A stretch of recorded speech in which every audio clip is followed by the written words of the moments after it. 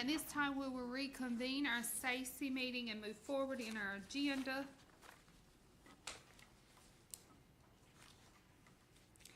At this time, I would like to welcome Dr. Deanna Townsend Smith on delivering a presentation on the 2023 Equity Forward Report.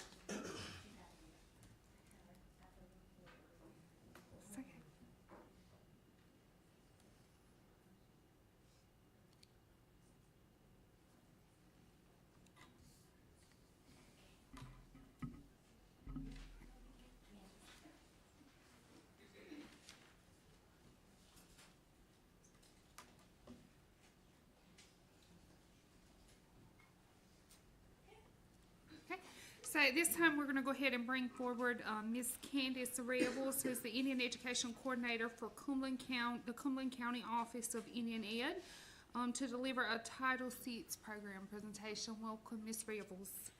Hi, thank you guys for having me. And I also have with me Ms. Charlotte Brooks. She's the CTE Special Populations Coordinator. So we're so excited to be here with you today and just share the good things that we're doing in Cumberland. We've been kind of sharing our partnership now for about a year or so, and it's been a great ride. And yeah, we'll go ahead and get started. And I'll let Miss Charlotte, she's kind of going to start it off sharing how we kind of came about and the importance of this partnership.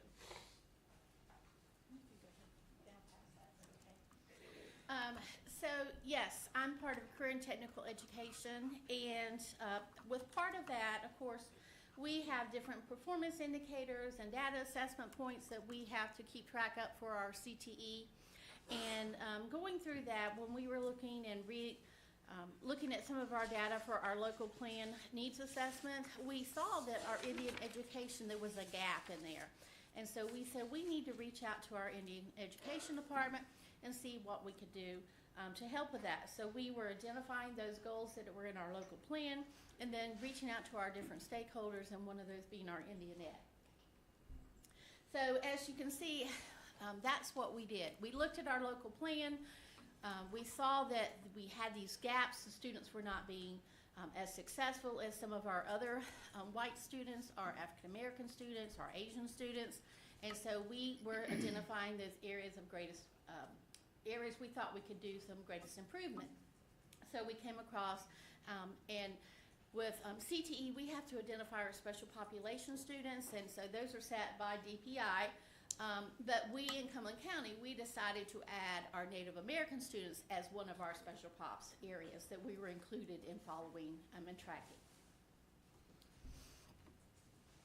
So we started to bring everything together. So we met with our CT administrators. We have various CT support staff at the district level, but in each of our high schools, we have what is called a career development coordinator and a special pops coordinator. That's one position. We call them CT facilitators.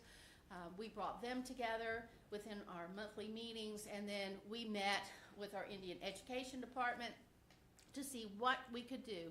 You know, what were their needs, what things could we do to help them, what information they could share with us. So we're trying to put those pieces together. And so we pulled our local application, and when we wrote our local application in 2022, and I know it's a little small to see, but we specifically wrote in that our special populations coordinator would reach out to our Indian Education Department, that we would target that group, and we would provide any type of services that we could. And so as we went through with that, we first looked at the first subgroup there was dealing with our graduation rate. And we have some data, and there were some deficiencies when we first started looking at this, but in the last year, you can see we actually had growth. And I can't see back here. But the 2022 year I just pulled, we currently still is a deficiency because in Cumberland County, we expect that 100% of our students should be graduating and have a set goal when they graduate. Currently, we're at 95% for our Native American students. So we're still below what our state goal is, but that has increased over the last couple of years. What did it start at? The start date for the 19, they started at well, it was less than 95% was reported, so we started not really knowing that information. And then, we had went to, 66.70%, and we're now at 95% for this past current year. And I do have some, different numbers based on reporting measures of American Indian students, and I'll go into that. The other was in Cullen County, and if you do not know, CTE, we provide students the chance to earn credentials, and I'm glad to announce that Cullen County is the second in the state with the highest number of credentials that we offer, and so that is a great benefit also to our Native American students. So that's one of the indicators that we pulled to see what were our students doing, how could they improve in there. And so, of course, when we first started doing our data back from the 2019 and going forward, we had still either that lower than 95% or a negative. And then this current year, we, that's the highest. This current year, we're at 68.8, which we're still in a gap of 42% below what our measure is, but we have seen improvement. And so we also give every one of our students in Cumberland County the opportunity to take a credential. So it's not whether you've earned a certain score, whether you're prepared or not, we give that opportunity, and then we also give that retest opportunity. Because we know that our students, if they're not going to high school, after high school, if they're not going to college or community college, a lot of them need to have those set skills when they go out to work. And we also know that's our Native American students. And we want to do what we can to provide them with a credential that when they leave from high school, they can actually go out and find a job. Of course, a lot of our courses can relate, and they can go to our high school connections through our community colleges. They can also get credentials and diplomas there, but we're providing some of those also within our high school. Okay. And then the last one is our actual students that are performing on our proof of learning. So in CTE, we used to have as our proof of learning, every student had to take a CTE post-assessment, which was a 100-question multiple choice test. And of course, we are gradually getting away from that because we know not all students perform well on just a one-shot, one test. So our proof of learning has changed over the last couple of years. Less of our courses have the proof of learning as being that state assessment. We do project-based learning, and then of course we have the credentials. But of our courses that are still using the state assessment, we've also have seen an increase. And this year currently, from our 22, we went up to 74.7, so that gap is only 2.52, where the previous year, 21-22, it was at 10.48. So our Native American students are doing better, and we think part of that is because of the collaboration, where we're helping to identify those students. We're reaching out when we do work-based learning opportunities. We make sure that we're targeting those students and making sure they're invited to those opportunities.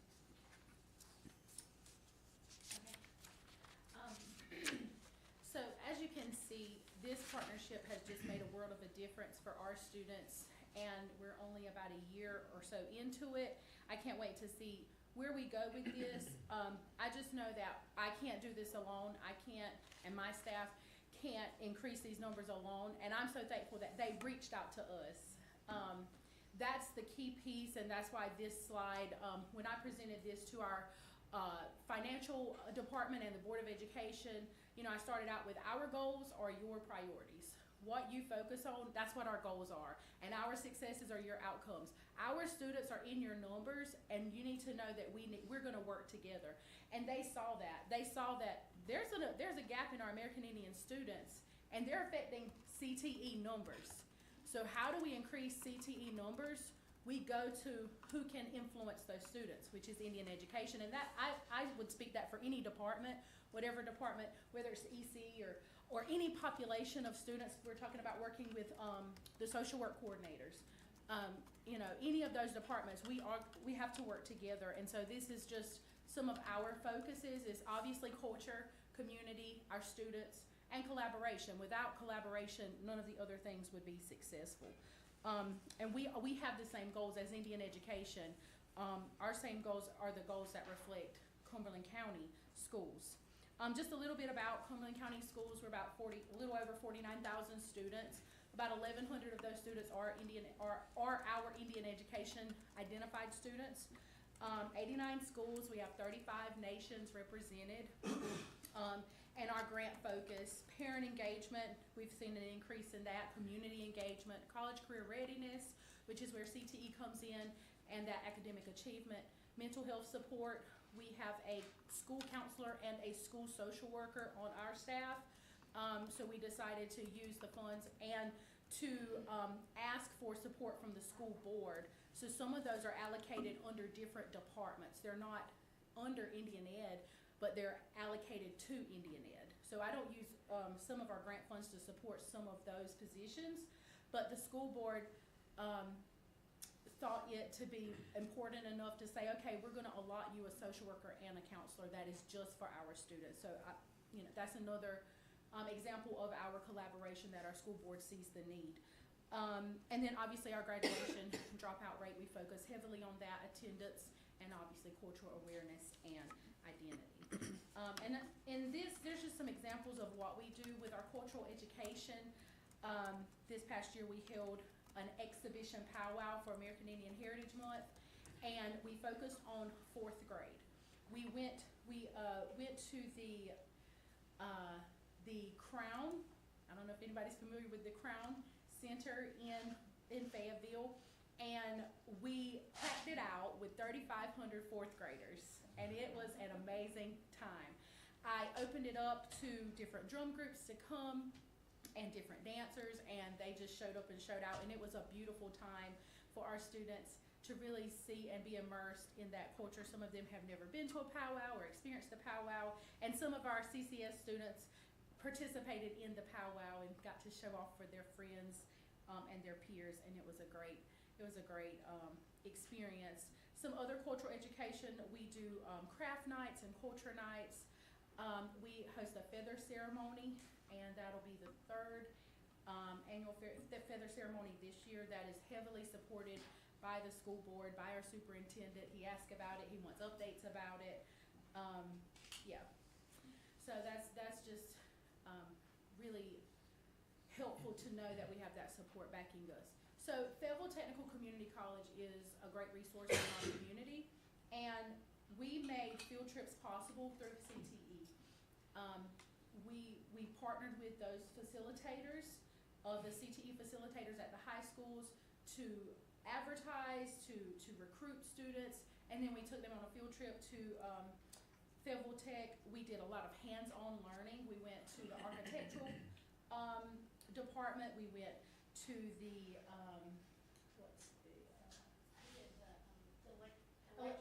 electrical. They got to work with a robot. And when I walked into the room, it was my cousin. He was the professor, and I was like, "What are you doing here?" He said, "I teach this class," and I was like, "I didn't know you taught here." He used to teach at another institution. And I was like, "Oh my gosh!" And then they got to learn robotics from an American Indian professor at FTCC, and it was just so cool to see. So we made that connection, and it was a great time. This coming up in 2 weeks, the 28th of March, our students are attending the Spark Lab and the Collision Center. So they're going to learn all about restoring, and this is through FTCC, the Collision Center, but it's in a whole nother campus of its own. Restoring cars, painting cars, all of those things, get that hands-on experience. And then the Spark Lab is like a virtual learning center in a sense. And then they also have Z-Space, which is just very cool stuff that I probably couldn't even explain to you. I'm excited to go see it and experience it myself. So those are some fun things that we have coming up for our students that CTE is supporting us. They're gonna provide lunch for the kids, the buses, really practical things that we're sitting in our office thinking, oh, that's a great idea, but how are we gonna get them there? We don't have it in our budget. How are we gonna get a bus? Like little things that would stop a student from getting from A to B, a bus. And then how are we gonna feed them lunch? You know, oh, that's an easy fix. And a lot of those things that stop us from, you know, because rules around feeding kids and timing and when can you feed them lunch, a lot of that stops a lot of programs from doing things outside of the classroom, because even with buses, sometimes we have to have them back at a certain time to, that bus has to now use it for these kids. And these partnerships just open up a world of opportunities, because it's free to go to the Collision Center, you just gotta get there. It's free to go visit the Spark Lab and the Z-Space, you just gotta get there. And so taking that, that weight off of just those little pieces has really just opened up that world of opportunity for us. And so I just found that to be just a, you know, that easy partnership, that easy connection of the puzzle. And so I think. So this is just our journey for 23-24. Again, it started with our Native American students. So in each of our schools, we have the CT facilitators. We also, within our district, have CT career development coordinators. So they, throughout the year, are coming with different word-based learning opportunities that all of our students in Cumberland County schools are able to go out to business and industry, or going out to universities that are doing a variety of different experiences of career exploration, hands-on activities. So like I said, then when we do those, we also make sure we're targeting our Native American students in those schools. So there are 2 special POP coordinators, myself and one other. And so again, part of our job is helping with the whole district. And so we work then, and we meet, we haven't been meeting monthly, but about every 2 months we meet together and see what new initiative they're going to have that we could come and help and support. So when they have their parent nights, we go out to their parent nights at their meetings, and we talk about CTE, we show our career pathways, we talk about opportunities. And then of course, the goal is that when our students graduate, there is either going to post-secondary or employment. And so we do go in and track those, like I said, which was part of that data in there. So some of the different opportunities, career and college opportunities we've had, we participated in the Native and Educated, that y'all hosted. Yeah, College and Career Day, and we had colleges come out, career fields come out, students could ask questions about different career fields. We had Blue Ridge Power, which is really booming right now in the Fayetteville, Cumberland area. They do the, all the solar panels you see up and down 95 and all, that's who's doing it on the East Coast. And I just wanted to share one testimonial from them. They hired one of our students. He went to Douglasburg High School through the CTE department. He got his drone license, and I thought that was really cool. And so he can be a drone driver for any company. For Amazon, they hire drone drivers. For these solar companies, they hire drone drivers to go and assess the land that you can't get to. So he has all of those opportunities right at his fingertips because of CTE just offered him that credential to be able to have that chance to take that test or that course. And so now he's working out of state with Blue Ridge Power, but one of his supervisors was like, he's making a ton of money, he's loving life, but he's a really good kid. Like he's responsible. And he's what age? He's not even 19 yet. His birthday's like this summer, he'll be 19. He's probably making more than we make.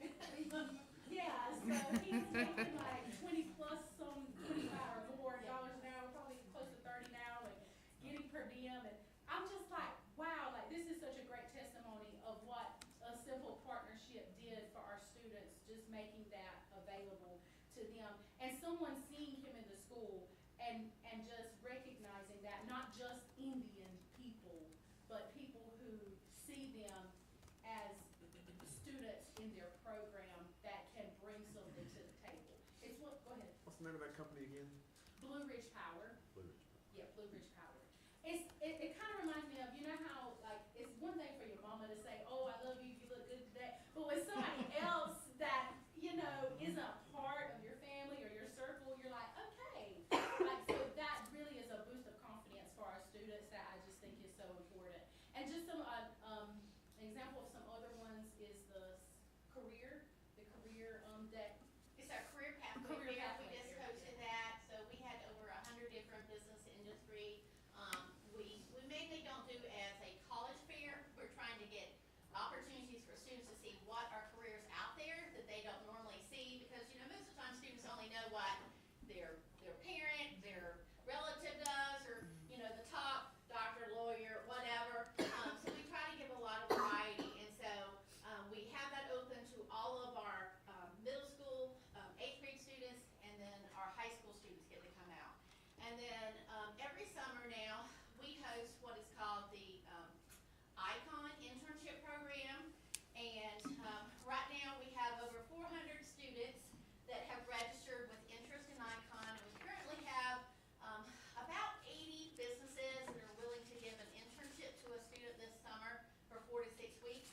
we are recruiting every single day, trying to get more because, of course, we know we're not gonna have the full 400 participate, but we're trying to make sure that's available.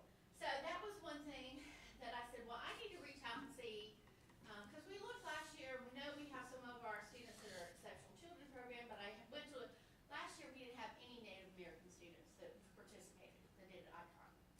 I just looked at our registration, and we currently right now have 3 that have registered. So that's another goal of ours, to increase that and getting that out when her staff goes out to the school, to get that information, encourage the students. Because we know a lot of times our Native American students are having to help support financially in their homes, or they're dropping out because they need employment. So, and that was one thing talking with our student services. We used to do a drop-in program in the summer to get students to come back in that have dropped out. Where they're gonna change that this year, I said, well, we need to see if we can reach out to those kids and say, hey, if you drop in now, you have an opportunity to maybe participate in our ICON program.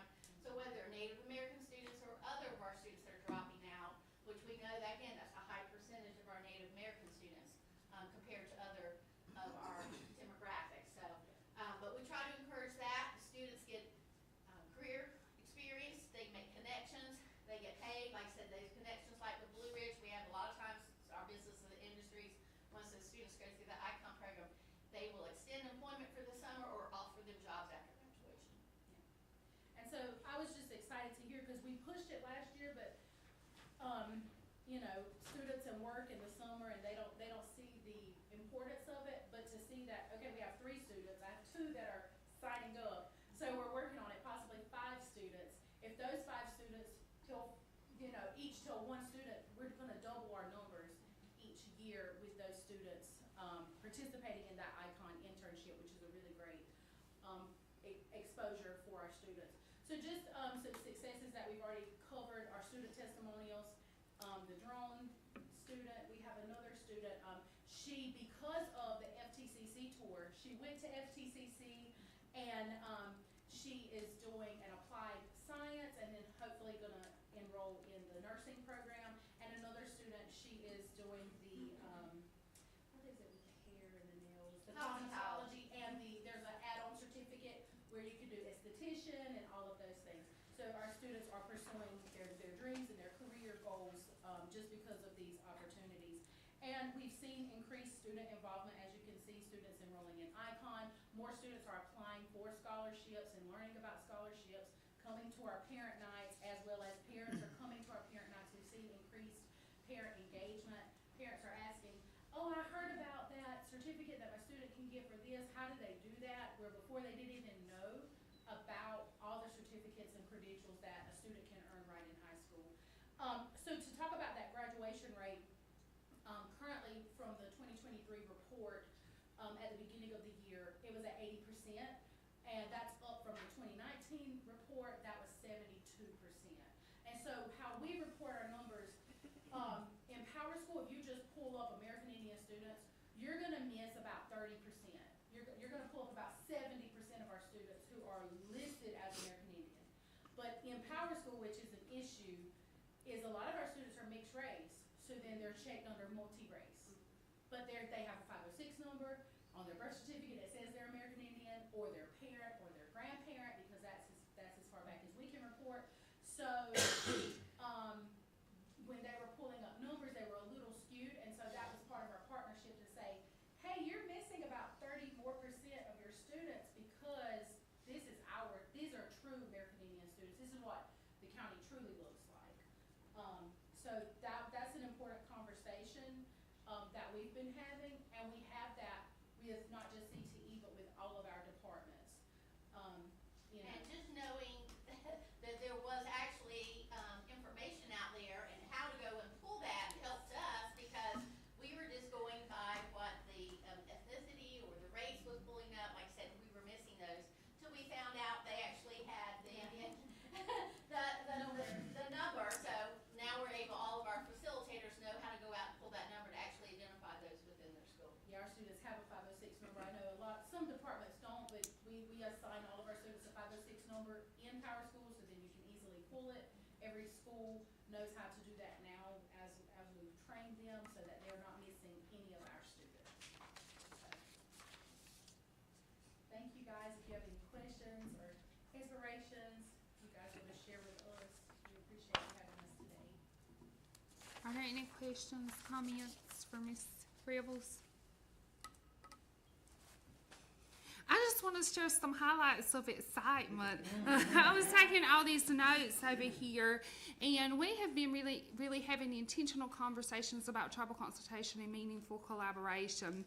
And so when we see that partnership with CTE, thank you so much, Ms. Brooks, for that partnership in helping us close achievement gaps for American Indian students in Cumberland County. We certainly appreciate you. We appreciate you supporting the heavy lift of Ms. Revels and supporting that, because as she stated, she can't do it alone. So we certainly appreciate you. Another highlight that I see is how they're doing that Power School, really being intentional about that data to close those achievement gaps. Again, we see that tribal consultation and meaningful collaboration. Folks have been asking, hey, define that, and these are some great examples of that happening. And then she said something really significant in that she was using her budgetary funds to support some of these efforts. And so with DPI, I mean, you're receiving those CTE funds, so that tribal consultation and meaningful collaboration should happen. But here we see a really authentic partnership, which just makes me glow and be so proud. I am so excited. I truly appreciate you. And I do want to also say thank you to Dr. Marvin Conley for being a superintendent who supports these efforts. He is the 2024 Superintendent of the Year. We consider him an ally and partner. Please send your regards on behalf of SACE for supporting us in our efforts in Indian education and helping us close achievement gaps. Certainly a spotlight. Again, I'm super duper proud to be sitting on this side hearing great things that are happening in Native country. And I think, pointing out what you said to Cumberland County School Board, that your achievement is their achievement, I think highlight, it definitely, it gets their ears perked up, right? If their numbers are declining because their Native American students are not graduating or, having failing grades, that kind of thing, that could definitely, make them, kind of sit up and listen. So I think that's a roadmap for others to do what you do. Thank you. Thank you, guys. I have one question for Ms. Dorothy. Through the commission, I was interested to see, and maybe other Indian Ed coordinators might ask this, and if I'm allowed to, with that new program through the commission, have you guys discussed working with, if there is an Indian education program within that county, partnering with them to make their efforts together? This is just in the beginning stages of writing the legislation so we can receive the funding. Yes, ma'am. So there will be lots of collaboration and work done on the exact nuances of it all Okay. when we get funded. Okay, thank you. Thank you. Thank you, guys. Thank you, guys.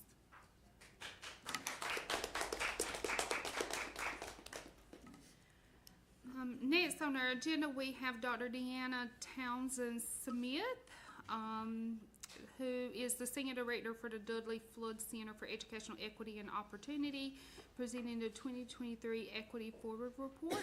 And before you begin, Ms. Townsend, we would like to thank you for your early work on the American Indian position, all the work that you did to support us and partner with us.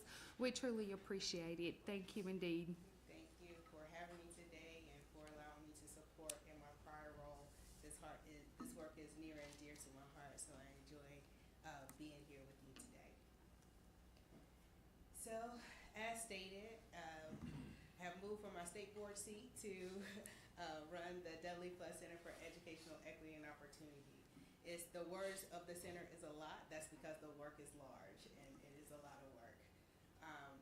We are a small but mighty team. I'm working with a team of 3.5 right now to lead the efforts across the state. We do provide statewide support to school districts, organizations, community anyone who wants to be involved in this work, we try to make sure that we are a resource in this space to honor our namesake, Dr. Dudley Flood, who he often says that we keep him busy, but he is the one who keeps us busy. On our advisory board, we do have Dr. Connie Locklear, who often provides great perspectives to us to make sure that we are considering the needs of our Native participants inside of all of our programming. And this year, I was pleased that one of our fellows, Ms. Keisha Hood, is of American Indian descent, and she has done some amazing work for us over the last year at the center. So if you don't know who this man is, this is Dr. Dudley Flood. He led the desegregation efforts in our state, and so the work of the center just continues that legacy forward. So the work for the Dudley Flood Center, it was born out of this report, which is the Study Group 16 report, where we looked at all the information across the state. We convened a variety of different groups, and ultimately what was lifted up is what we see in reports each and every day, that if we are to close achievement gaps, opportunity gaps is how I like to frame them, because I don't believe they're achievement gaps, I really believe they're opportunity gaps. If we are to change those things, we have to focus on these 7 key priorities. And our programming at the center does help us to focus on that. So the Flood Center itself, we exist primarily to eradicate educational inequities, and we don't make any apologies for that. We go into districts, we support them, we support the community, whoever wants to come to the table, but we serve as this organization to bring organizations together, to build networks so that we have greater power as a collective. We inform discussions on policies, et cetera, with our General Assembly. We support and advance equity, and we promote discussions about how schools are funded at the state and local level. And as many of you know, we have a struggle there, and we're going to continue to fight to make sure that all of our public schools are appropriately funded. So I've talked a little bit already about the vision and the mission of the Flood Center. We go about eradicating the educational inequities and using 4 key strategic priorities. That is through policy, research, and advocacy, partnerships. We often convene and do a lot of outreach and dissemination of information. And if you know Dr. Dudley Flood, he says all issues can be solved with 3 basic questions. What, so what, and now what? And so all of our programming is framed around those 3 questions. We have implemented a framework for change. I started at the center almost 2 years ago now. Can't believe it's been that long, but almost 2 years ago. And so we created a framework for change that moves the priorities forward and helps everyone to eradicate educational inequities. We've been pleased that this year we've had the opportunity to partner with several districts to provide direct technical support, and we're beginning to see a lot of great rewards come from that. And so our programming, we have 3 basic categories of programming, and this is how we like to think about them. We have our equity incubator. This is where we're addressing recruitment and retention efforts across the state. We feel that we must address recruitment and retention across the state, but we must primarily focus on recruiting and retaining a diverse educated workforce. 50% of our students in our state are of color, and only 20% of our educational workforce is representative of that. Most recently, hi Dr. Oxendani. Most recently, we were gifted the Drive Task Force work from the governor's office. I will formally extend an invitation for anyone from SACE to become a member of that coalition once we start meeting. We will start meeting in the next couple of months. So we're building the coalition now, as the task force is no longer no longer meeting, and so we have that opportunity to continue to establish accountability around the Drive Task Force initiative. Another category of programming is our equity education. This is where we flood the state, pun intended, with all things educational equity. We have a signature event each year called Color of Education. You guys are invited this year. It is on the 27th and 28th of September, and we hope to see you there. And then the Equity Core Network. This is where we support groups who do not have support across the state. So for example, our equity officers or superintendents of color, we are supporting those leaders across the state. This is all about ensuring that each and every student, American Indian, other, to make sure that they have a sound basic education, which is the bare minimum, which is constitutionally guaranteed by our state. This Equity Forward report, if you scan that QR code, you'll get a full copy of this report, and everything that I went over today is pretty much outlined in the report. I think that this report details the work that we have been doing for the last 3 years across the state, because we are 3 years young. So when I started at the center, we had 4 programs. I've been there almost 2 years. As I stated earlier, we have 19 programs at this time. It is very rare that I say no, because the work is that important.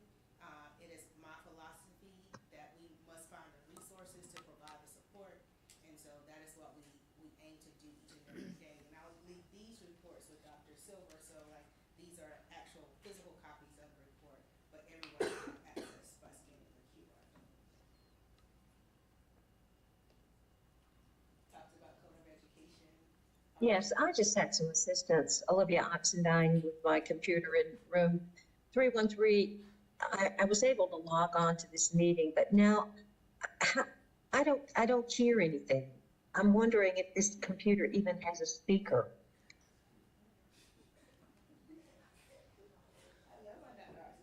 You know, it's one of these docu things. It's a ThinkPad. It's not a laptop. Well,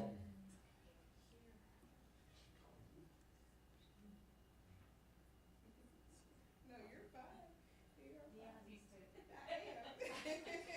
So those of you who don't know, Deanna was our state board. What I am to you all, she was the state board.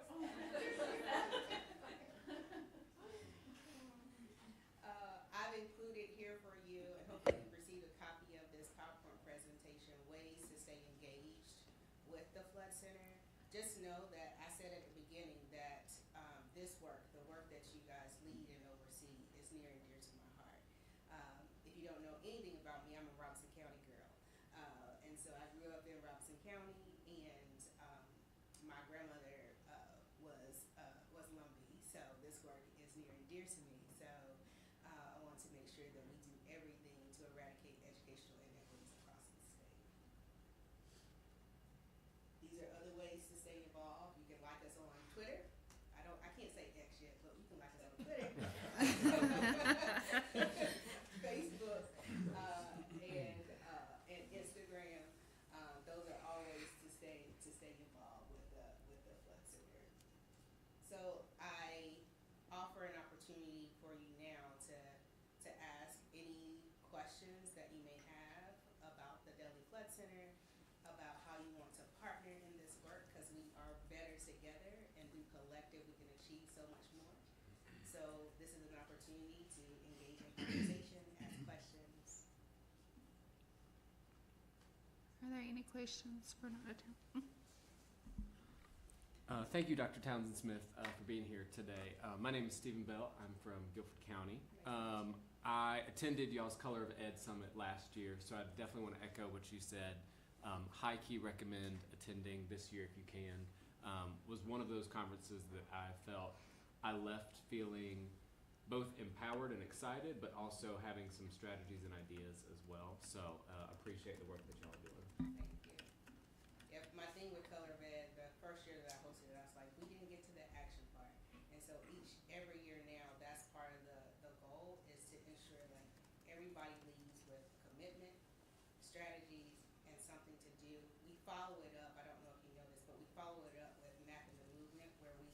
extend color of education with 3 additional convenings throughout the year. One in February, one in May, and then one in November. So we try to keep the work going, to keep everybody's memories fresh, to say like, these are the things that we discussed, and these are ways that you can continue to engage in this space.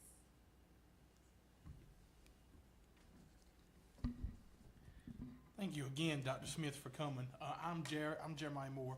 I want to give Dr. Hood a shout out. She is a Scotland County native, so whoop whoop. So I am very proud of the work that she has done. And she was actually at the United Tribes Conference, and I got to speak with her for a while, so I'm very proud of her. And I'd just like to express, you mentioned having a SACE member involved in the work and being a part of that. I am personally interested, so I would be interested in discussing that further afterwards. All right, I will follow up. We can ask Susan. Okay. That's what I was, so you're asking for a SACE representative to, serve on the task force? Yes, so. It's not task force now, I used the wrong Drive language. Task Force, it sunsetted in December, and we were unanimously approved to incubate the work, so we're gonna turn it into a coalition, to keep the work relevant, keep promoting the importance of having educators of color, in this space, and so I really think that it's important for SACE to be involved in that. So, yeah. And so would it be possible for SACE to potentially present at the conference? Yes, ma'am. Okay. The RFPs have already been, the RFP process has already been released. It is on the Flood Center website. There's a link to our website, or a QR code to the website in the PowerPoint deck, and so you can find that there. And Dr. Townsend Smith did reach out to Stacey a few years ago to present. We were all set to present, and I got COVID, so we weren't able to go. So we look forward to rekindling that and getting back as part of the program. Do you guys currently have any legislative efforts that we could potentially partner on?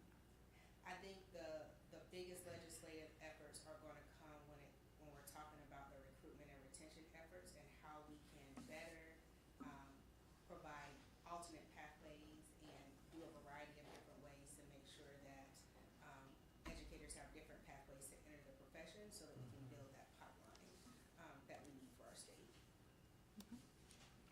Thank you. Are there any other questions? I have one last point, if that's okay. I love to talk to Dr. Smith, so. But I am a principal, and I'm a principal at a middle school within the public schools of Robeson County. And one of the things that I've noticed in terms of like teacher recruitment and retention is that many of the teachers that are entering the field now are not education majors. And you know, the lateral entry pathway is gone. So, That's how I got into yeah, it. and that's how I entered as well. So it's a residency model now. However, we're finding that sometimes the testing requirements and the coursework, for lack of a better term at the moment, can be overwhelming. And then aside from that, the instructional expectation is overwhelming. So anything that can be used to like lift the load of the instructional expectations and promoting equitable strategies in the classroom would be key for helping, especially I would say rural districts, actually retain their teachers. Because oftentimes, you know, without that background, the pedagogy is not there. They don't know how to necessarily assist the children, and oftentimes supports are not always there.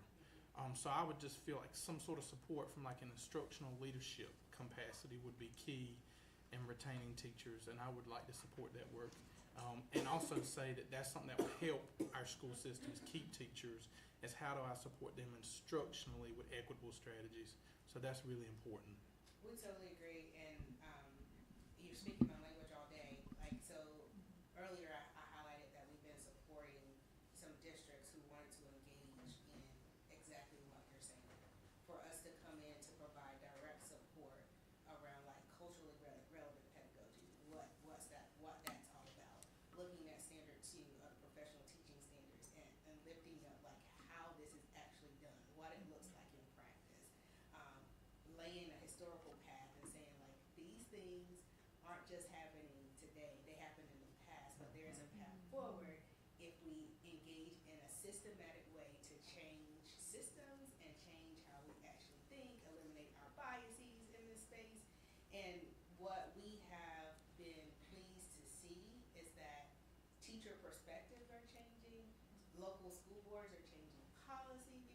some of the work.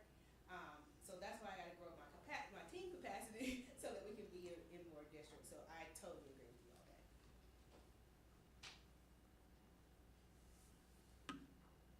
Any other questions?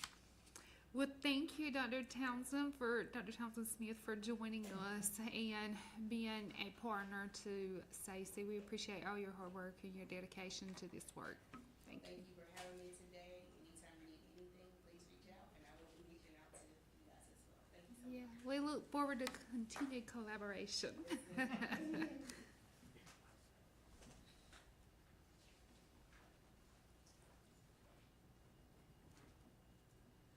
All right, at this time, we'll move forward in the agenda with our State Board of Education updates from Dr. Olivia Oxenine. Welcome, Dr. Oxenine, who serves as our State Board of Education representative for the Sand Hills region.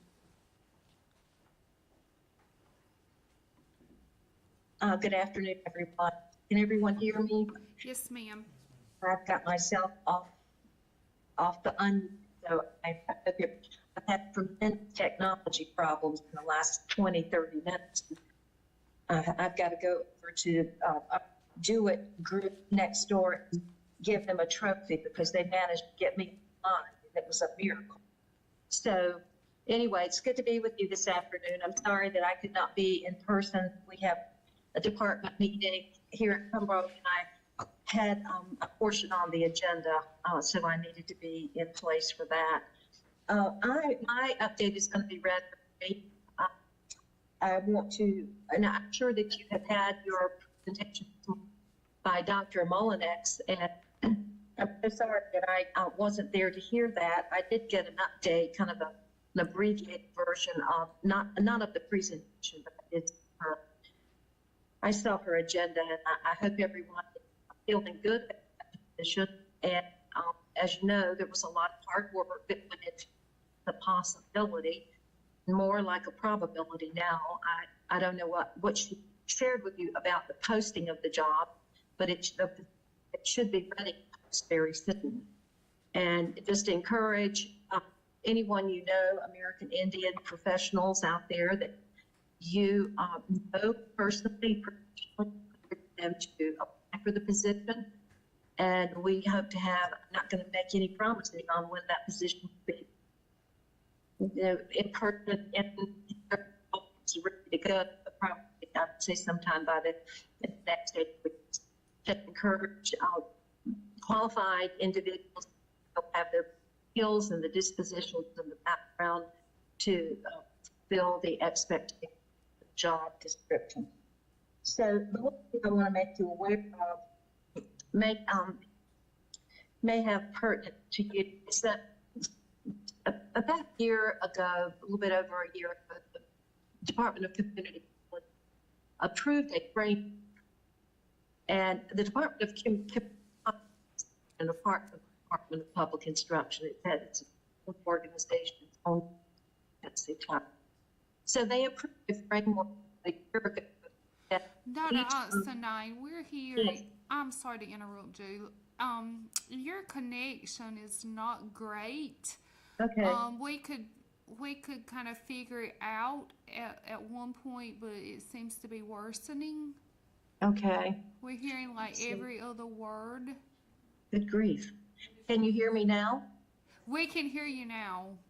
Well, maybe I'm not, maybe it's my fault. I might be moving away too much back and forth. Okay. So let me know again. So I'm very close to the mic, and I'll stay in position. Thank you. So what I was going to say is the Department of Community College is about a year ago approved a framework. And this framework is to allow the various community colleges to allow them, if they choose to, it's up to the community college campus itself, to apply to the State Board of Education to offer a residency teacher preparation model in the area of elementary education. There are, I would suppose, I'm guessing, I would say at least 50 community colleges in North Carolina. And it was really a wise move on the part of the Department of Community Colleges because they created a standardized framework that each campus, if the campus chooses, like the board of directors or our board of trustees for those campuses, decide along with the president of the campus that they want to offer a teacher preparation pipeline in the residency model, then it's up to the individual community college to make that decision. But all of the campuses must follow the same framework. That framework is really like a map, a guideline or a map that each campus must follow to ensure standardization of the application process, the recruitment process, the course offerings, the grading policy, so on and so forth. So it standardizes at the state level, which is always a very wise thing to do. Now, the way the State Board of Education fits into that picture is that it's the State Board of Education that authorizes, well, we approve licensing of educators. The State Board of Education that had to come part of this overall initiative. So we approved the college framework. And then what happens is the individual will apply to the Department of Community Colleges using that framework. And then at that point, after the Department of Community Colleges approves the campus, then it comes over to the State Board of Education through the Department of Public Instruction for us to approve that campus to be called initial authorization of a camp to prepare teachers. It could be teachers, it could be principals, school social workers. But in the case of our community colleges, it's elementary education teachers on the residency pathway. So I share all that information to you that we have last week at our state board. We approved the Sandals Community College to move forward the plan to prepare for elementary education teachers residency model. We also have Robinson Community College was approved a few months ago. Fayetteville Technical Community College was approved several months ago. So we have, like I said, I would say it's 50, maybe 57, maybe 60 community colleges. So I shared that information with you just to say, if you happen to know someone who's interested in entering the teaching field, make them aware of this community college, opportunity. I would probably get my hands at the dean of our school of education if he knew I was sharing this, and then probably not. Because in North Carolina, it's in dire need of teachers, especially in the area of mathematics and the sciences, and high school mathematics in particular, and special education also. So the more pipelines that we can open are doing that pipeline. So that's the extent of my update, Chair Lady, and I'll be more than glad to take questions. Are there any questions for Dr. Otzenine? Dr. Otzenine, I know you were not here for Dr. Angie's presentation, so I just wanted to piggyback off of some of that conversation. As you represent American Indians on the State Board of Education, one of our requests was that there be an American Indian representative on that search committee. We did ask for that. Dr. Angie did say that she was going to follow up with HR. And so maybe you, as a State Board of Education, we did ask if it could not be an external member, such as someone from SACE, that someone within NCDPI represent the American Indian population. So I just wanted to provide that information with you. And then a second request that we made, which is one of our recommendations that you can help us voice, Dr. Otzenine, is that this American Indian director have a seat at the table and be able to participate and attend senior leadership meetings with DPI so that we ensure that collaboration is taking place. Okay. Let me make sure I understand. The first recommendation from Stacy is that either someone, American Indian, internally serve on the search committee or the interview committee, or someone if not external, someone internal.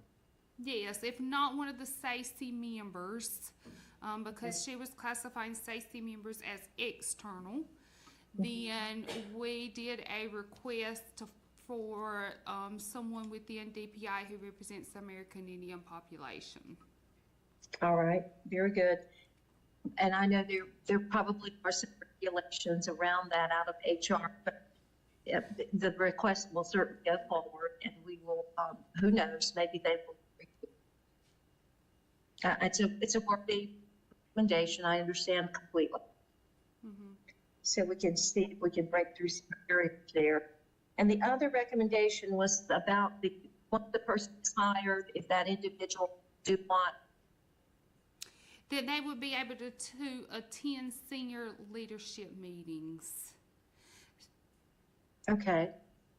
So now, what do we mean by senior leadership? Attend cabinet meetings. So right now, the way it is set up, Dr. Angie would attend those meetings on behalf of the American Indian Director position and deliver the content on behalf of American Indian. And so we would like for that person to have a seat at the table so that it is very authentic and relevant. Yes, I understand that. I won't make any promises. Those decisions about who attends meetings. Absolutely. We just wanted you to be aware because Aware it of is it. one of our recommendations from SACE in the Right. SACE report to the State Board of Education. So as the liaison, we wanted you to be aware of that recommendation. Right. Yes, I understand that completely. And I don't want to throw, cold water on it. I guess what I'm doing more than anything else is preparing you for what if it's a no, but it probably won't be a no. I certainly will represent you fully with those two recommendations completely. Absolutely. Thank you so much. Are there any other questions for Dr. Oxenine? Chair Lady, if it's fine, I don't want to crowd your afternoon, but if a member of the Stacy feels compelled to share any thoughts that you have about the position, about the job description, or anything about the position, if you don't mind taking about 2 or 3 minutes to just hear individuals, if anyone so desires to speak up.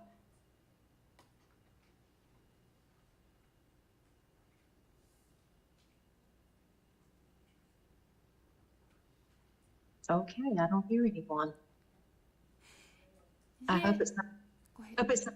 I think Mr. Bell has a comment or All right. question. Good afternoon, Dr. Oxendine. Thanks for Yes, good afternoon. yeah, thanks so much for sharing your updates with us. I think one of the big questions that I had going into Dr. Angie's presentation was how seeing that the program, or the director rather, is situated under the Office of Innovation. To me, when I hear innovation, I hear something that is really exciting or groundbreaking that a school district can do, not that they have to do. And so when I think about how our director, we would want to make sure that they're leveraging relationships and ensuring that our students, our American Indian students that are not getting supports, just wanting to make sure that that the director is set up in a good way. So I think Dr. Angie was able to answer a lot of those questions that I had, but that was one of the concerns that I had going into. Well, I appreciate hearing that. I fully understand your point of view on that. So she answered that fully, and you felt relatively good about the response? I think she gave me some more clarity on how it's situated in connection with federal programs, to ensure that collaboration and consultation with tribes is happening, and gave me a better sense of how the director would be able to, or what sort of guidance they would have in terms of collaborating with DPI or potentially trying to get into school districts, particularly those that are considered low performing. So that was at least helpful. Well, so. exactly. And one of the things that I chatted with, first of all, let me say up front of Dr. Mullinex, I'm very good in the position it's in her shop, so to speak. I've known her for quite a while. And she's worked with me on some other small projects. Oh, I would say maybe 2 years ago. I can't put up how much has happened since that time. But we're trying to find some existing dollars in the agency to do special things for American Indian students in various school districts. Some of the details. But anyway, nowhere Dr. Mullinex spoke of and said he had education dollars, and we could work closely with school systems, and they chose Robinson County, and they chose Union Elementary School to do a medical care education project. It wasn't long term. It only lasted maybe, 3 months. But I say all that to want you to know this project or this position is in very good hands. I have said to her just as yesterday, I says, now, there's some things that safety is going to want to hear, and one of them is tribal consultation. One of them is building relationships across districts with Indian education projects. Listening to the concerns of those that professionally work in Indian education, work closely with the superintendent and his staff. Angie says, here's what I think is going to happen. The extent to which that position is robust and impactful is really depend on, because I have no reason to think Angie, she's not. We missed Dr. Oxenine, we missed a very significant part. It's going to depend on what? It's going to depend on the extent to which a robust position, a very impactful position, just in the field, not just in the systems and in the districts where we have large numbers of Indian students attending. Not just there, but also impactful in that building, is going to depend on who gets the job. It really is. The individual who holds that position, who is, offered the position, the job, has a lot of latitude and creativity to make that job what he or she wishes it to be. Of course, within the framework of the agency. But yeah, it really does. It's going to, whoever gets this position is going to put a mark on Indian education in the state. Because remember, this position hasn't been around 30 years. It went away about 35 years ago. So this is starting on a clean slate. So yeah, it's in the I agree, Dr. Oxenine, and we also encourage Dr. Angie to work closely with federal programs, because that really informs the innovation that we're looking for. So developing a strong partnership with federal programs really informs the direction of this position. Right. Federal programs, it's going to, whoever becomes this, whatever the title, I'm not sure, the title's kind of moved around a little bit. Let's just set aside the title. Whoever gets this position and serves in this role is going to have to build strong partnerships across this agency. About 13 people in the agency. Doesn't mean that the individual support with all 1,300 or all 5 or 6 or 7 divisions. But federal programs is going to be a major part of the partner in the, in the work life of this individual. Federal programs. Also, the district transformation. This is where Dr. Silver can. District transformation is going to be. Got to be a huge partner. Federal programs, huge partner. This K-12 standard course of study through Dr. Dave, huge part. And there are others, and if the person, depending on how creative that individual is, may say, well, I need to partner with the math section. I need to sit down and spend maybe 2 or 3 hours or 1 hour a week getting to know what, why are our kids, American Indian kids, not doing well in mathematics? Or what can I do to connect out to Indian community and our IEA sites and our tribal groups to make them aware of what they can do, what we all can do to what fun we're talking about. Connecting with Eric Fine Arts education through theater, through music, through physical, the health living section, building a partnership with the health living area. So it really, I'm telling you, the person, it's going to be a dynamic job. It's going to be a fun job. It is going to be a job where this individual will pick a mark. And it's just doing it just it's an exciting position, in my opinion.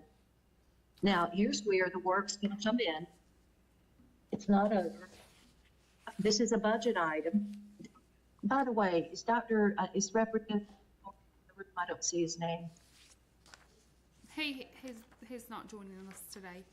So here's, I don't want to paint I'm going to be real with you. So this is a budget item in the General Assembly budget. I think it's the biennium budget. So we've got to make sure that that budget item stays in play. So it's going to have to be coming from, this is where our representatives become very crucial in the longevity of Dr. Angie informed us this morning that this was a recurring position with recurring funding. Well, if you said that, then I'm going to rejoice. Because that is a critical word, recurring. That was her statement this morning. It's a Very good. recurring position with recurring funding. You can just breathe a sigh of relief. Yeah. Because recurring is a magical word and a state budget. All right, we have a question in the room, Dr. Oxendine. Hi, Dr. Sure. Oxendine. It's Amanda Forsard. I think also, at least from my perspective, I don't know about other SACE members, but the fact that it's kind of put in this innovative kind of department is exciting, but kind of makes me cautious at the same time. Because, for example, Dr. Angie did not know that there was a SACE director ever previously in the past until Dr. Locklear brought that up. And that there have been 3 directors, of course you were one of them, and that they were all Native American. And I kind of had asked the question, is there a way that we could put a preference or even make something obviously legal, but that the person that's applying for this position get preference if they're Native American, or that even be a possible requirement for this position? Because since it specifically works with the 8 North Carolina tribes, and for instance, to be a part of Indian education, you do have to be a Native American. We're making a requirement on the students or their parents or grandparents. That's a pretty big factor to be able to understand, meet, and address the cultural needs of our Native American students in the state. Right. That's all. I think that, and most of you, all of you probably know that, I know the details, I don't know the law, but there are some regulations, federal government, you can't have preferences, you can't state preferences, and the application for the hiring or the recruitment of employees. But I do know that there will be extra into the employment of an American Indian position. Is that helpful? Thank you, Dr. Opsonow. We know that representation matters, and that's why we're asking, to be on the search committee, right? Because representation do matter, and a candidate will be able to deliver that message. Thank you for joining Stacey, Dr. Opsonow, and thank you for serving as the liaison to Stacey. We appreciate all your hard work on the State Board of Education. I appreciate all of you. You give up your time and you give good thinking, and you're very deliberative about all things American Indian children. And like I say, this is an exciting position. It may not. Oh, let me add this before I hang up and get off. You know that we think we're going to naturally go through a reorganization. I can't even get into. I won't even go because I don't know. It just depends on who becomes our state superintendent. But we have another state superintendent after November. So you can anticipate some reorganization within the building at some point, maybe not the first 6 months, but I would think within the first year of that new superintendent's tenure as the state superintendent, there will be some reorganization. So for now, I think this is going to be just a good initiation year, and it may work out practices that remain there for more than a year, but it could move out. The main thing that we have to be mindful of our eye on is the play, and the term recurring gives me a lot of hope. So thank you for all of the work to the full members. Have a good weekend. Thank you. Likewise. All right, next on our agenda is Miss Laura Boyce. She is presenting on behalf of the Retire the Red Raider. Welcome, Miss Boyce.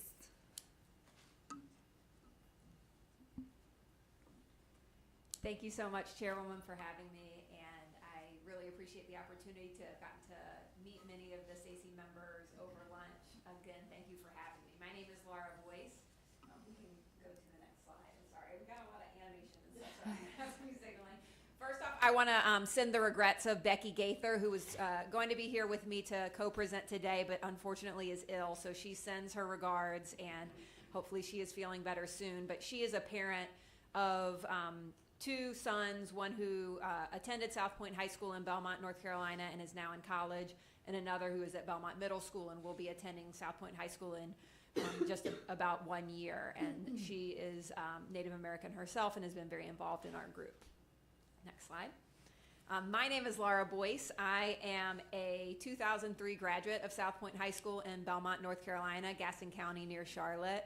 I've got some pictures up there of myself back when I was in high school from my yearbook.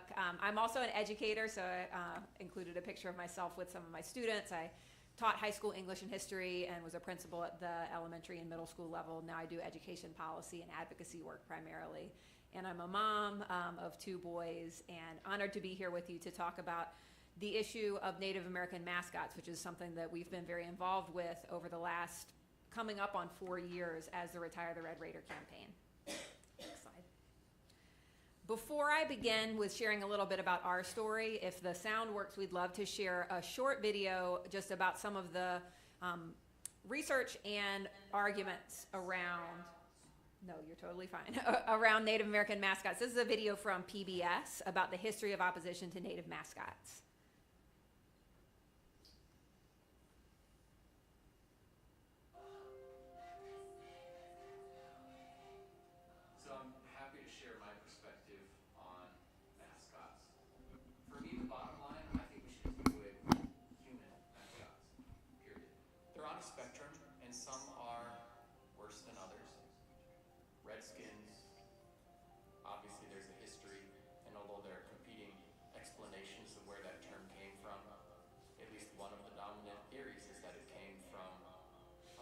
Placed on native people and scalping them for bounty, leaving them with a red skin. most common defenses I hear about using native mascots are that, hey, we think natives are really cool warriors, like Spartans and Trojans and things like that, and so we're honoring them. And the other is, I found a native person who said it doesn't bother them at all, so you should hush. So first of all, remember that the hometown fans, when they put on a faux war paint and chicken feather headdresses and things like that, are these guys honoring, or are they just kind of playing Halloween? And I would say that most of the time they're just playing Halloween. Even something like an eagle feather, which has spiritual significance, in most tribes is an important sacred item, a bird that flies higher than all others, a way to honor somebody. It used to be that each eagle feather was earned with a military deed or other great deed for the people. Having that kind of turned into show or appropriated, misrepresented, whether it's a Victoria's Secret model or a mascot for a sports team, often rubs people the wrong way. Somehow, we need to have ethics around this and many other issues at the center of our national sports culture, because a lot of young people look up to our professional athletes and teams they play for. And by putting racially divisive things at the center of our national pastime, you are teaching people to appropriate, not to listen to marginalized groups, and to be offensive. With regard to finding a native person who says it doesn't bother them, they're out there. But I don't know if you listen to country music. There's a Gretchen Wilson song, Redneck Woman. Redneck woman, I ain't no high-class brown. Does that mean I gotta call every white woman a redneck woman? And if somebody's offended, say you have no right to be offended, because Gretchen Wilson loves that label. So if you can find a native person who says redskin doesn't bother me, that doesn't mean you can ignore all the people who say it does. And most native people say it does. Over 100 tribes have passed resolutions formally repudiating the use of native imagery and mascots in sports. The National Congress of American Indians, which represents all the federally recognized tribes, has passed a formal resolution repudiating the use of native imagery and mascots. And so it's important that we get multiple perspectives. The ways we do that is with education, conversations, recruiting and training a diverse workforce that has men and women, people from all kinds of racial backgrounds and groups, and we can all learn from each other. There are a lot of different ways that we do this. We have to listen.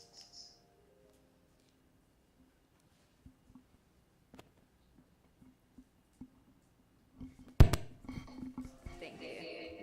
It always does that.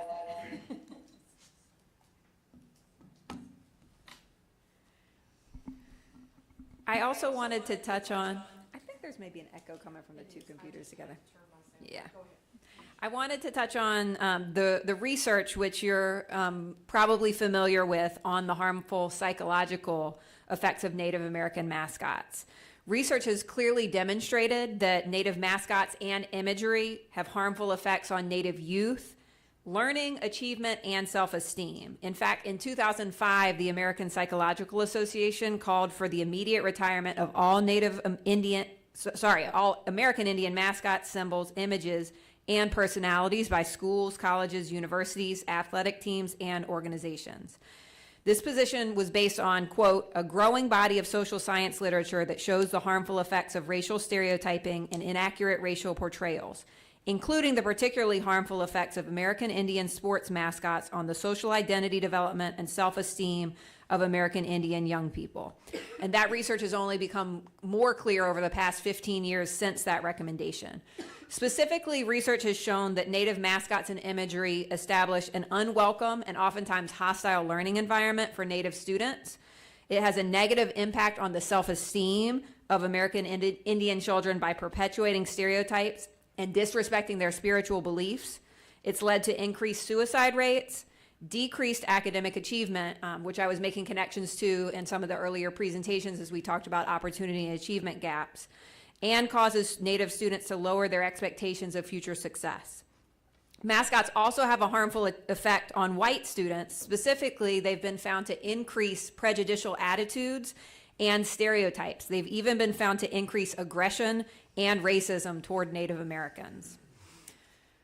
The next slide shows an image that one of our coalition members, Lauren Frady, put together to show how these issues all connect to each other. And so some people might think about something like a mascot and say, how much harm could it do? It's just a picture. It doesn't really connect to larger issues. We, in our efforts, have often been told, don't you have more important things to worry about? Go tackle hunger or deal with other things that are happening in our society. But we really want to emphasize that mascots are harmful because they're stereotypes. And stereotypes lead to other behaviors, such as bullying, that become problems within our schools.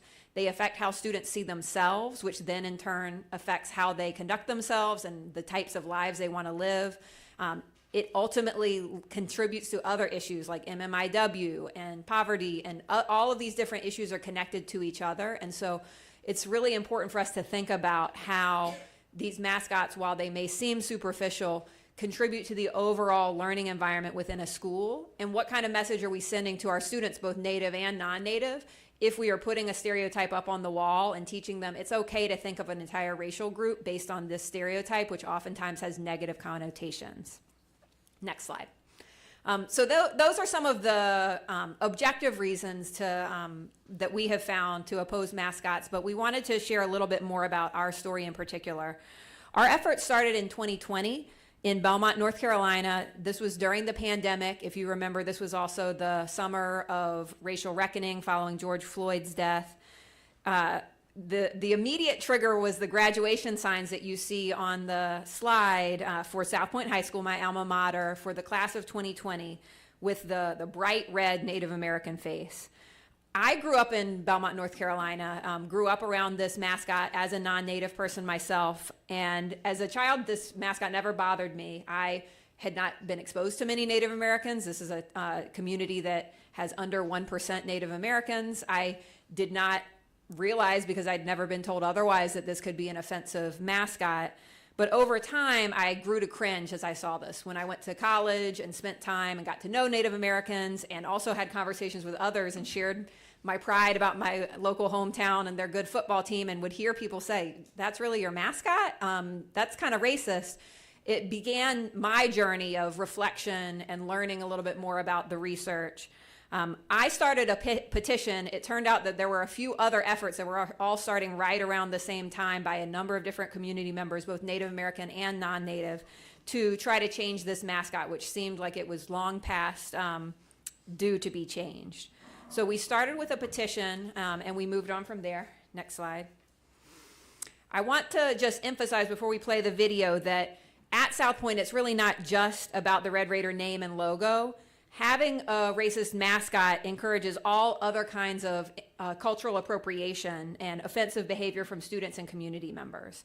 So you'll see on the images some pictures from yearbooks. These are non-Native students who are dressed up as Native Americans at football games, painting their faces, imitating tomahawk chops, and so forth. None of these students, again, are Native American, and this is behavior that has been very normalized over decades at South Point High School. If you can go ahead and click the video for a second. This is from a basketball game. The video was taken by Becky Gaither at her son's basketball game. He's a very talented young man. It doesn't really matter about this, the sound, but you'll see towards the second half of it, you can see the whole crowd starting to do the tomahawk chop. So imagine as a young Native American student, you're trying to concentrate on your basketball game while hundreds of fans are doing basically a mockery of your culture at the same time. This was an environment that ultimately led Becky to transfer her son to a different school, but is not something that any Native student, or really any student, particularly one from a minority background, should have to face. We were not prepared, if we can go to the next slide, for how much ownership our non-Native community members felt over the mascot, and apologies for some of the language that you'll see, but we received, as we started our efforts, death threats, our home addresses shared, members of our coalition who were Native American being told, that they weren't really Native American, or F your feelings. Yes, we are honoring you, so be quiet. We don't care what you have to say. They received death threats. And so we experienced a lot of abuse and offensive behavior in response to us as community members, both Native and non-Native, standing up to try to make a change. We also experienced, which I'm sure members of this council are familiar with, many people saying, well, actually my grandmother is 1/10 Cherokee and I'm not offended, so I'm speaking on behalf of Native Americans to tell you that this is okay. We have been working for 4 years through a number of different means to try to change this mascot at the local level. And there's a little bit of animation if you don't mind just clicking through.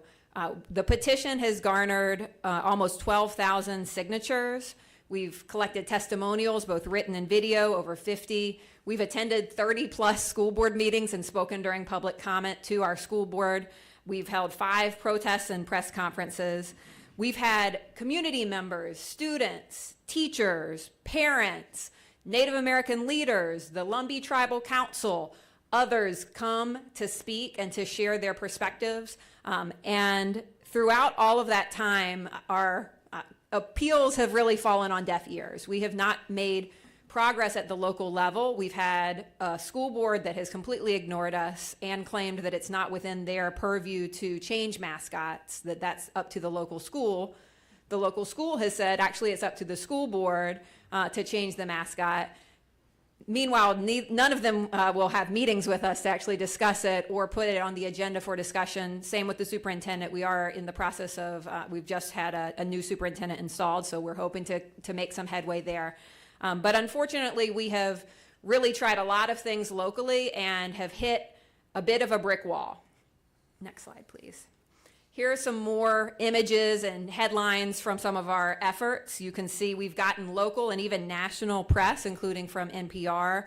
We wrote a policy brief explaining how this mascot is a violation of the district's own anti-bullying policy, as well as the state and federal non-discrimination law. As I mentioned, the Lumbee Tribal Council has passed 2 resolutions in our support. Metrolina has passed a resolution in our support. And again, in all of that time, the principal, the superintendent, and the school board have refused to meet with us and have pointed fingers at each other in terms of who holds responsibility to change the mascot. The reason for this is very simple. In our town of overwhelmingly non-Native citizens, the mascot is very popular and no one wants to risk the political backlash of taking action on something, even if it's in the best interest of students. We know at the state level that the North Carolina Commission of Indian Affairs has opposed Native mascots since 2000, and the state board and SACY have opposed them since 2002, and we are grateful for that. But until now, the resolutions and recommendations that have been passed have not had the force of law.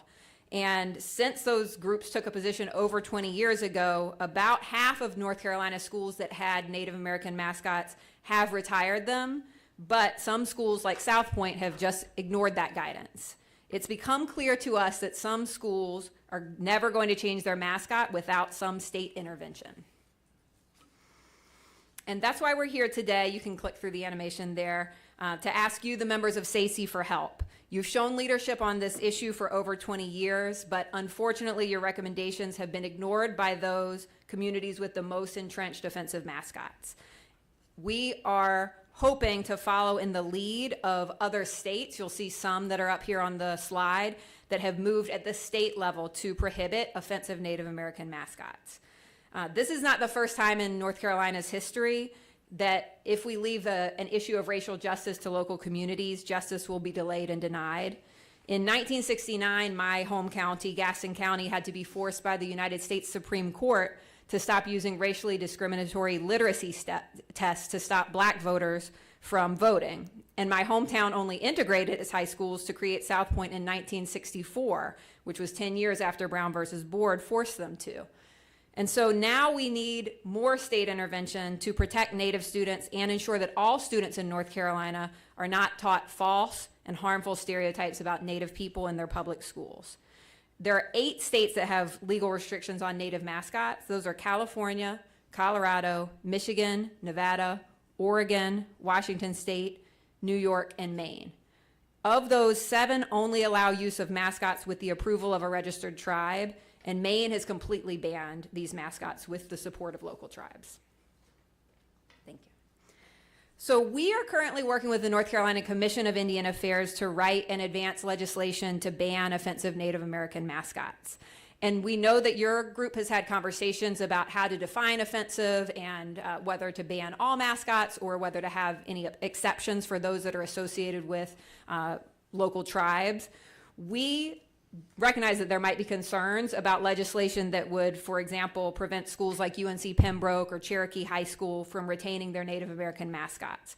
And we want to be clear that our objection is really to the use of offensive mascots by non-Native schools with no relationships with local tribes and no real interest in teaching accurate history to their students. We have studied other state laws, and we've developed some language which we've shared with you to include exceptions for schools that can demonstrate relationships with and support from one or more local tribe. So specifically, our legislative concept is a law that would prohibit the use of American Indian mascots by North Carolina public schools and colleges with agreed upon exceptions, such as if the school has an existing agreement with a state or federally recognized tribe from North Carolina, with the tribe having the ability to revoke that agreement at any time.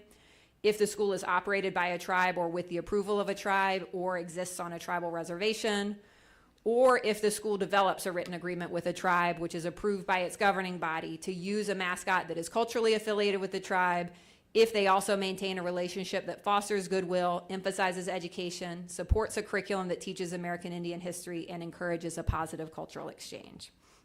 So our request to SACY is that you would support legislation that bans Native American mascots except in cases such as this. So I would like to request for you to consider a motion that SACY sign on in support of legislation to ban offensive Native American mascots. And I recognize that you all are already in motion with your 2024 legislative priorities, but we would love if you're able to add a legislative priority around this issue.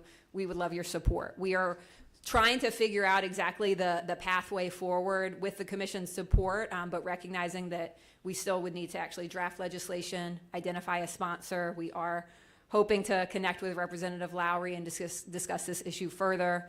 I will just add, and I don't know if Dr. Oxendine is still on, we have tried to bring this issue to the State Board of Education repeatedly as well. We have not really had luck, and we haven't gotten, it doesn't seem like they really have the ability to enforce a ban. They can't really go beyond recommendations from what we understand. So we do believe that the legislative pathway is the only real viable way to address the issue at schools like South Point. But we would really appreciate your support. We think that it would lend a lot of credibility to our efforts, and we hope that we can count on your support. I'm happy to take any questions.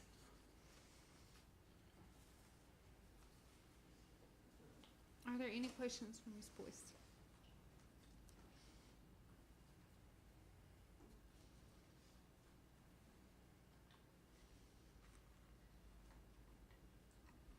Hi, this is Camille Lanning, Eastern Band of Cherokee Indians.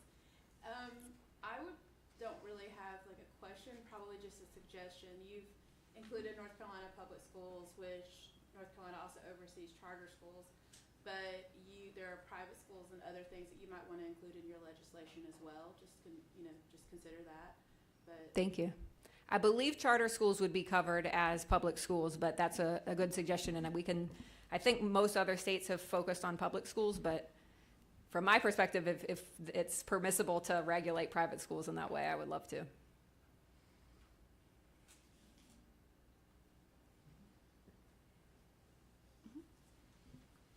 Laura, thanks for coming to talk to us today. I do want to share just as a resource, since the school and school board has gone back and forth with you. I shared this at our September meeting, but Guilford County Schools has passed from a board level banning all mascots connected to any sort of tribe, culture, race, ethnicity. So happy to share that with you, but wanted to share that as a resource that school boards can Thank you. ban that. We have shared hundreds of examples of school boards that have taken this action, and it's almost universally, if it's not done at the state level, it's always done at the school board level. But that is still the party line, even though we have also pointed them to exact sort of legislative language that makes clear that this is within the purview of the school board. The reasoning that they give is that they don't have an official mascot policy at the school board level, and they traditionally have let individual schools decide on their own mascots without requiring a school board vote to approve or disapprove it. And so they've said for that reason, they leave it up to the schools, but it's certainly within, they have the authority to do anything that they need to do in terms of regulating their schools, particularly if it violates their own anti-bullying policy or affects the learning environment within the school. But I please do share that. We are always happy to continue to share information and resources with them, particularly with a new superintendent. Any other questions? Amanda Forsard. I don't have a question so much, Ms. Boyce, but I just wanted to thank you for taking the time to come to present to us today, and most importantly, you being an educator yourself. I think you really go deeply at the issues of this matter, and the fact that you can not yourself be a Native American, but you can see the importance of this issue, and for the students that are in your district, it's just really impressive and remarkable on my point of view. And me individually, I support you, but obviously it's a SACE member board, so thank you very much. Thank you.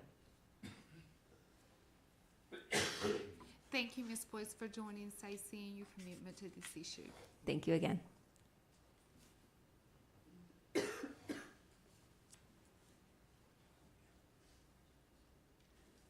Before we go into closed session, I would like us to refer back to our SACE revisions so that we can move forward with that motion so that we can get the SACE report completed and into publishing.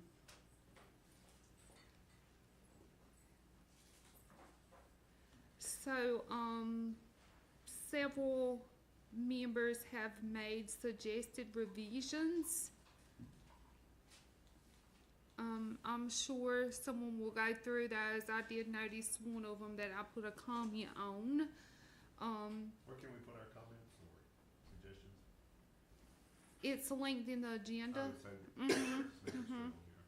For revisions.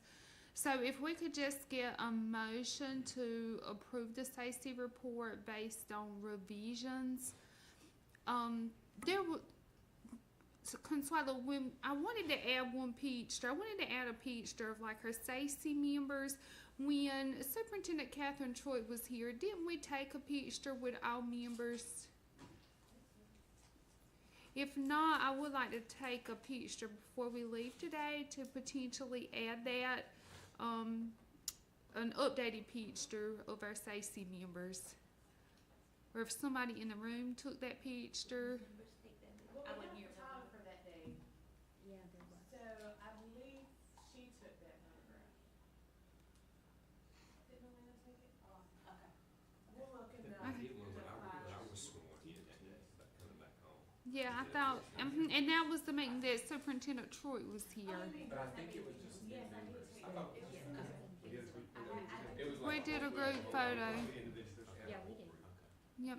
So whoever has that photo, we can edit or whatever and add that to our report. Will give us. Does everyone consent to using their photo in the SACE report? All right. I make motions to use my picture. All right. So can. I make a motion that we do a funny one. Okay, so can we get a motion to approve the SACE report with revisions, recommended revisions? This is Camille Lanning. I make a motion to approve the report with the revisions. And this is Calvin Locklear. Go ahead, Will. Will Paul, I second that motion. All in favor? Aye. Any opposed? So moved. At this time, we will go in closed session to discuss the American Indian mascots. Thank you to all of our online listeners for joining SACE